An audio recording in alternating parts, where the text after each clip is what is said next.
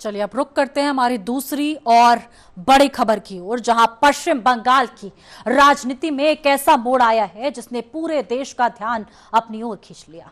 जहां टीएमसी से निलंबित विधायक हुमायूं कबीर ने मुर्शिदाबाद के बेलडोंगा में बाबरी मस्जिद की तर्ज पर एक ढांचे की नींव रखी और इस घटना के चंद घंटों के भीतर ही असदुद्दीन ओवैसी की पार्टी AIMIM के साथ गठबंधन का सनसनीखेज ऐलान भी कर दिया। ये सिर्फ एक राजनीतिक घटना नहीं है, बल्कि ये राज्य के संवेदनशील मुस्लिम वोट बैंक में गहरी सेंध लगाने की तैयारी है।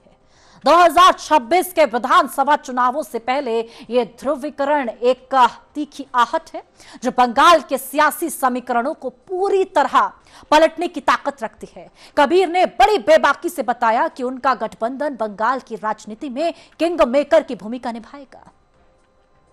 6 दिसंबर 2025 की तारीख मुर्शिदाबाद की राजनीतिक धरती पर एक गहरे निशान के साथ दर्ज हो गई है। इसी दिन हुमायूं कबीर ने विवादित बाबरी मस्जिद जैसे ढांचे की आधारशिला रखी। इस कदम ने उन्हें सत्तारूढ़ दल के लिए एक बागी से कहीं ज्यादा एक विद्रोही नेता के रूप में स्थापित कर दिया। पार्टी ने उन्हें तत्काल प्रभाव से निलंबित कर दिया, मगर कबीर के तेवर और भी तीखा हो गया। शिलान्यास स्थल पर उमड़ी भीड़ ने बताया कि मुस्लिम बहुल इलाके में उनके इस कदम को किस तरह से समर्थन मिल रहा है। ये घटना सिर्फ एक मस्जिद के निर्माण की नींव नहीं है, बल्कि ये बंगाल के धार्मिक राजनीतिक पटल पर एक नई और मुखर मुस्लिम पहचान की शुरुआत है, जिसने ममता बनर्जी की पारंपरिक अल्पसंख्यक वोट बैंक को एक खुली चुनौती दे डाली है। शिलान्यास के गर्म माहौल के बीच हुमायूं कबीर ने हैदराबाद के दिग्गज नेता असदुद्दीन ओवैसी की पार्टी AIMIM के साथ आगामी चुनाव लड़ने का ऐलान किया। उन्होंने बड़ी स्पष्टता से बताया कि वह 22 दिसंबर को अपनी नई पार्टी का गठन करेंगे और ओवैसी के साथ मिलकर बंगाल की 135 विधानसभा सीटों पर उम्मीदवार उतारेंगे। ये दावा अपने आप में चौंकाने वाला है, क्योंकि यह गठबंधन सीधे तौर पर सत्तारूढ़ टीएमसी और मुख्य विपक्षी दल भाजपा दोनों को चुनौती देने की रणनीति पर आधारित है। कबीर का लक्ष्य खुद को गेम चेंजर के रूप में स्थापित करना है, जो दोनों प्रमुख दलों को सत्ता से दूर रखने की क्षमता रखता है। ये गठबंधन बंगाल के मुसलमानों को एक नया गैर पारंपरिक राजनीतिक विकल्प देने की तैयारी है, जिसकी गूंज दूर तक सुनाई देगी। कबीर ओवैसी गठबंधन की धमक, बाबरी दर्ज पर नींव का विवाद, टीएमसी के मुस्लिम वोट पर चोट, 135 सीटों पर नई चुनौती, ध्रुवीकरण की राजनीति तेज। गठबंधन की इस गर्जना के साथ ही कबीर ने टीएमसी सुप्रीमो ममता बनर्जी पर बेहद तीखे राजनीतिक वार किए। उन्होंने बेबाकी से बताया कि टीएमसी का मुस्लिम वोट बैंक पूरी तरह खत्म हो जाएगा और अगली बार पार्टी सत्ता में नहीं आ पाएगी। उन्होंने ममता सरकार पर अल्पसंख्यकों के लिए पर्याप्त काम न करने का आरोप जड़ा। ये एक ऐसा बेबाक राजनीतिक हमला है जो टीएमसी की नींव को हिला सकता है, क्योंकि बंगाल की सत्ता में अल्पसंख्यक वोट निर्णायक भूमिका निभाते हैं। इस घटनाक्रम से टीएमसी के भीतर हड़कंप मच गया है, क्योंकि मुर्शिदाबाद जैसी मुस्लिम बहुल जिले में इस तरह की विद्रोह पार्टी के लिए खतरे की घंटी है। कबीर का ये बयान साफ बताता है कि अब उनकी लड़ाई टीएमसी के साथ आर पार की है और वह मुस्लिम राजनीति के केंद्र में खड़े होने के लिए तैयार है। इधर इस पूरे घटनाक्रम पर देश के अन्य राजनीतिक दलों की प्रतिक्रियाएं भी उतनी ही तीखी और बेबाक रही हैं। भाजपा और कांग्रेस दोनों ने ही इस पहल को ध्रुवीकरण की राजनीति और नफरत फैलाने की साजिश बताया है। केंद्रीय मंत्री प्रहलाद जोशी ने तो सीधे तौर पर इस घटना को ममता बनर्जी के आशीर्वाद से होने वाली अनचाही घटना करार दिया। वहीं कांग्रेस सांसद इमरान मसूद ने इसे पूरे मुल्क में फिर से नफरत को खड़ा करने की तैयारी बताया और मांग की कि पश्चिम बंगाल सरकार को सख्ती से एक्शन लेना चाहिए। भाजपा नेता शहनवाज हुसैन ने आरोप लगाया कि टीएमसी खुद ध्रुवीकरण चाहती है और बाबर के नाम पर मस्जिद बनाना लोगों को उकसाने का काम है।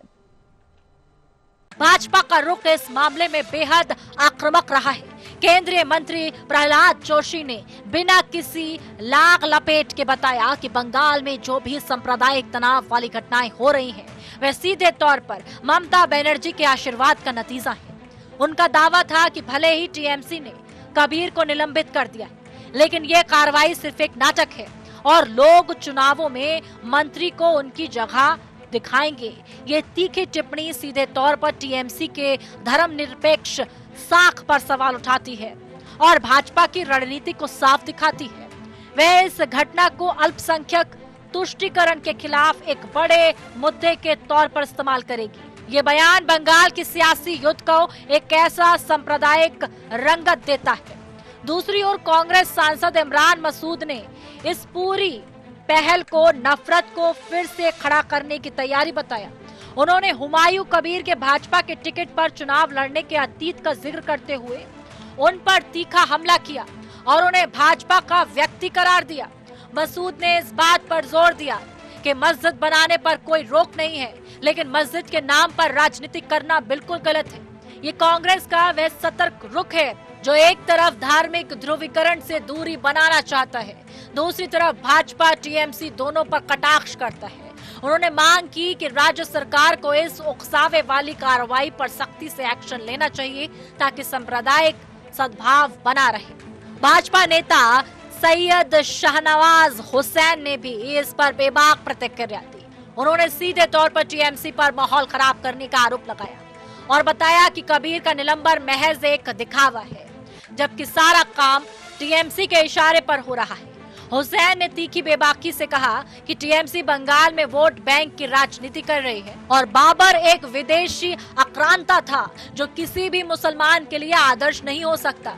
ये बयान इस पूरी घटना को राष्ट्रवाद और इतिहास की कसौटी पर परखने की कोशिश है। भाजपा की ये प्रतिक्रिया साफ बताती है कि वह इस मामले को बंगाल के मतदाताओं के सामने ध्रुवीकरण के एक मुख्य एजेंडे के तौर पर प्रस्तुत करने की रणनीति रखती है।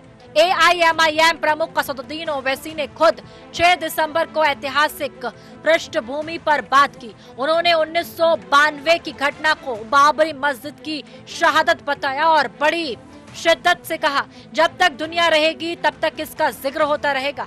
ओवैसी ने अपनी बात में इंसाफ शब्द पर जोर दिया और बताया कि मस्जिद के लिए नहीं बल्कि इंसाफ के लिए इस शहादत को याद रखा जाएगा।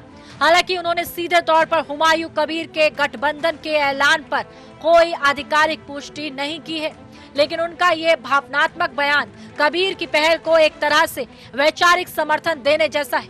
ओवैसी का ये तेवर साफ दिखाता है कि बंगाल की राजनीति में एक नई आइडेंटिटी पॉलिटिक्स की जमीन तैयार हो रही है। कुल मिलाकर बंगाल की सियासत एक अत्यंत संवेदनशील और उग्र मोड़ पर आ खड़ी हुई है। बाबरी मस्जिद जैसी संरचना की नींव और एआईएमआईएम के साथ संभावित गठबंधन ने राज्य के राजनीतिक विमर्श को पूरी तरह बदल दिया है। ये कदम सीधे तौर पर मुख्यमंत्री ममता बनर्जी की सेकुलर छवि और उनके मुस्लिम वोट बैंक पर गहरा प्रभाव है। टीएमसी के एक बागी नेता द्वारा उठाया गया ये कदम 2026 के चुनावों से पहले बंगाल की राजनीतिक भूमि पर एक नए भूकंप का संकेत देता है। क्या ये नया गठबंधन वास्तव में 35 सीटों पर असर डाल पाएगा? क्या बंगाल के किंगमेकर के दावे को सच कर पाएगा? ये देखना अभी बाकी और दिलचस्प होगा। हुमायूं कबीर की यह पहल बंगाल के अल्पसंख्यक बहुल क्षेत्रों में एक नई रणनीतिक धारा पैदा करने की महत्वाकांक्षा दिखाती है। मुर्शिदाबाद, मालदा और उत्तर दिनाजपुर जैसे जिलों में मुस्लिम आबादी का एक बड़ा प्रतिशत है, जहां ये एक नया गठबंधन टीएमसी के पारंपरिक वर्चस्व को चुनौती दे सकता है। कबीर ने बड़ी साफ गोई से कहा है कि वह 22 दिसंबर को अपनी पार्टी के गठन के साथ ही गठबंधन को अंतिम रूप देंगे। इस पूरे घटनाक्रम को ममता बनर्जी के लिए एक बड़ी चुनौती के रूप में देखा जा रहा है। अगर मुस्लिम वोट बैंक में बंटवारा होता है तो इसका सीधा फायदा भाजपा को हो सकता है, जिससे राज्य का राजनीतिक समीकरण पूरी तरह से ध्रुवीकृत हो सकता है। राजनीतिक विश्लेषक इस घटना को बेहद महत्वपूर्ण बता रहे हैं। उनका मत है कि कबीर का कदम केवल सत्ताधारी पार्टी से बदला लेना नहीं है, बल्कि एक ऐसी आइडेंटिटी पॉलिटिक्स को स्थापित करने की कोशिश है जो अब तक टीएमसी के छतरी के नीचे डूबी हुई थी। ओवैसी के साथ गठबंधन की संभावना इस नए राजनीतिक ध्रुव को राष्ट्रीय स्तर की पहचान देगी। हुमायूं कबीर का ये दावा है कि 135 सीटों पर किंग मेकर की भूमिका निभाएंगे। भले ही आतिशयुक्ति लगे, लेकिन ये मुस्लिम बहुल सीटों पर एक मजबूत चुनौती पेश करने की उनकी रणनीति को उजागर करता है। ये बंगाल के लिए एक बड़ा बदलाव है। सत्तारूढ़ टीएमसी ने कबीर के इस कदम और उनके बयानों से पूरी तरह दूरी बना ली है, लेकिन पार्टी की चिंताएं स्पष्ट है। मुस्लिम वोट बैंक का बिखराव टीएमसी के लिए सत्ता में बने रहने की सबसे बड़ी चुनौती है। ममता बनर्जी अब तक खुद को अल्पसंख्यकों की सबसे बड़ी हितैषी के रूप में प्रस्तुत करती आई हैं, लेकिन अब हुमायूं कबीर की बागी तेवर और ओवैसी की राष्ट्रीय पहचान इस नैरेटिव को सीधे तौर पर चुनौती दे रहे हैं। टीएमसी के शीर्ष नेतृत्व को अब इस नए राजनीतिक तूफान का सामना करने के लिए एक नई और प्रभावी रणनीति पर काम करना होगा। ये घटना टीएमसी के आंतरिक कलह को भी उजागर करती है, जिसने एक बागी विधायक को इतना बड़ा कदम उठाने का मौका दिया। यह पूरा घटनाक्रम धार्मिक प्रतीकों को चुनावी राजनीति में इस्तेमाल करने के रूप में गंभीर निहत्थर्थ बताता है। बाबरी मस्जिद जैसे संवेदनशील विषय को चुनाव के ठीक पहले उठाना राज्य में सांप्रदायिक तनाव को भड़काने का काम करता है। भाजपा और कांग्रेस दोनों ने ही इस पर अपनी चिंताएं जताई हैं, जिससे यह स्पष्ट होता है कि राष्ट्रीय स्तर पर भी इस घटना की गूंज सुनाई देगी। पश्चिम बंगाल, जो अपनी धर्मनिरपेक्ष और सांस्कृतिक समरसत्ता के लिए जाना जाता है, अब ध्रुवीकरण की एक तीखी राजनीति के मुहाने पर खड़ा है। आगामी दिनों में इस गठबंधन की औपचारिक घोषणा और उसके बाद राजनीतिक गतिविधियां ही बंगाल के भविष्य की दिशा तय करेगी।